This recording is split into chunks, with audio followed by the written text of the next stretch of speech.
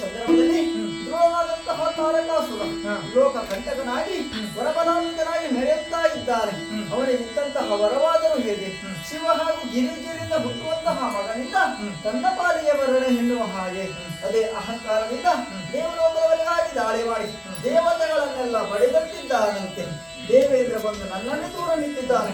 ನಾನು ಮಾಡಬೇಕಾದಂತಹ ಕಾರ್ಯವಾದ ವೇದಬಲ್ಲೆಯ ಹೋಗಬೇಕು, ಶಿವನ ತಪಸ್ಸನ್ನ ಕೇಳಿಸಬೇಕು. ಹಾಗಾಗಿ ಹೊರಡು ನಿಂತಿದ್ದೇನೆ. ಹಾರೈಸಿ ಕಳುಹಿಸು.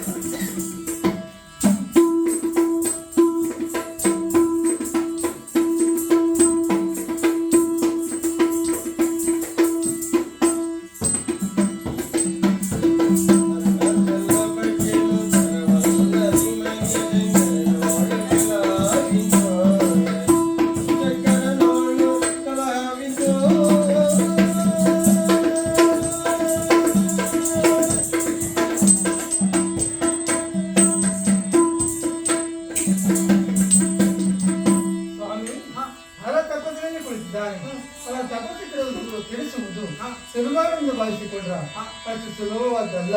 3 ಲೋಕದ ಒಡೆಯ, ಅದರಲ್ಲೂ 3 ಮೂರ್ತಿಗಳಲ್ಲಿ ಒಬ್ಬ ಅಂತವನ್ನ ನಿನ್ನ ಕೆಳಕುವುದು ಸರಿಯಲ್ಲ. ಒಮ್ಮೆ ಕಿರಿಕಿರಿ ಅಂತ ಆದ್ರೆ ಅವನ 3ನೇ ನೇತ್ರವನ್ನು ಬಿಟ್ಟು ಬಿಟ್ಟಾನೆ ಕಿಚ್ಚುಕೊಂಡವ.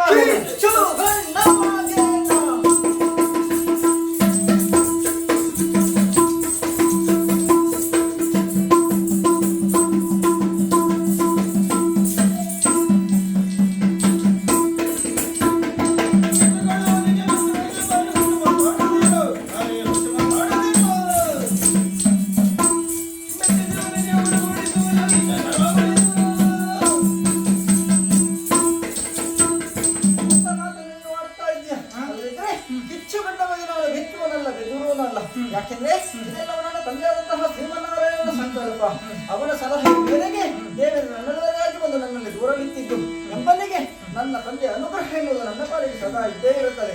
ಹಾಗಾಗಿ ನೀನು ಚಿಂತಿಸಬೇಡ, ಹೋಗುತ್ತೇನೆ. ಪಂಚ ಬಾಣಗಳ ಪ್ರಯೋಗ ಮಾಡ್ತೇನೆ, ಗಿರಿಜ ಕಲ್ಯಾಣ ಆಗೋಗೆ ಮಾಡ್ತೇನೆ, ಗುರುಳನ ಮದುವೆಯಾಗುವಾಗೆ ಮಾಡ್ತೇನೆ, ಲೋಕ ಕಲ್ಯಾಣಕ್ಕೆ ನಾನು ಕಾರಣನಾಗುತ್ತೇನೆ. ನೋಡೆನ್ನೆಚ್ಚಾಸರಾಗುವುದಿಲ್ಲ. ಹಾಗಾದ್ರೆ ಏನ್ ಮಾಡ್ತೀನಿ, ಎಷ್ಟು ಮಾಡ್ತೀನಿ? ಇಲ್ಲಿ ನಾ ಈಗ ನೋಡುವುದು ಆಗುದಿಲ್ಲ. ನಾನು ಅಲ್ಲಿವರೆಗೆ ಬರ್ತೇನೆ. ಹೌದಾ? ಹಾಗಾದ್ರೆ ಇಬ್ಬರೇ ಹೋಗುವುದು ಸರಿಯಲ್ಲ. ನಮ್ಮಲ್ಲಿದ್ದಾರಲ್ಲ ವಸಂತ ಮಾರುತ ಸುಖ ಪಿಕಾಕ್ ಹೋಗಿಲ್ಲ, ಅವರನ್ನೆಲ್ಲ ಕೂಡಿಕೊಂಡು ಹಿಮಾಚಲ